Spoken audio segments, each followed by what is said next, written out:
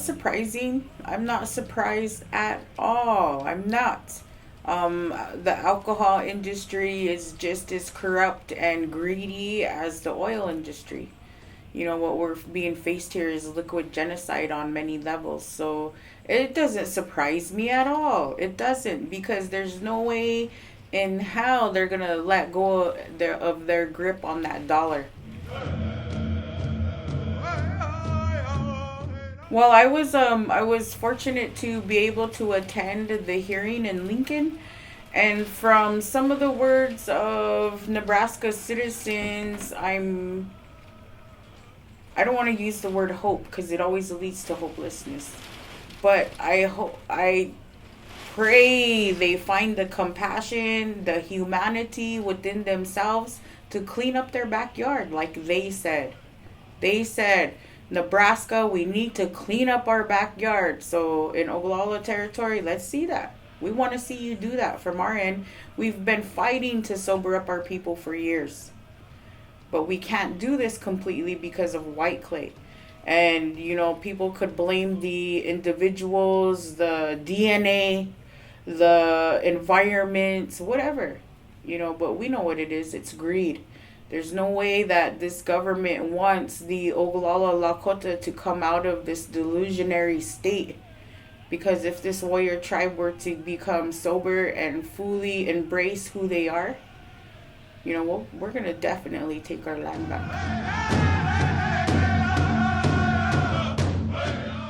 Would they be able to put themselves in our shoes or in our moccasins? Will they be able to imagine white clay full of whites laying around?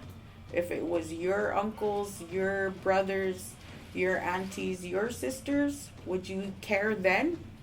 Or is it just a Indian problem? Just like since people first came and settled on our land, Indians in the way, so it was the Indian problem, and apparently we're still in the way. We don't see it that way anymore. The era of the drunken bent over Indian is over, and I'm grateful for Lexi Russell Means for that quote, because those are his words that I use. The era of the bent over drunk Indian is over.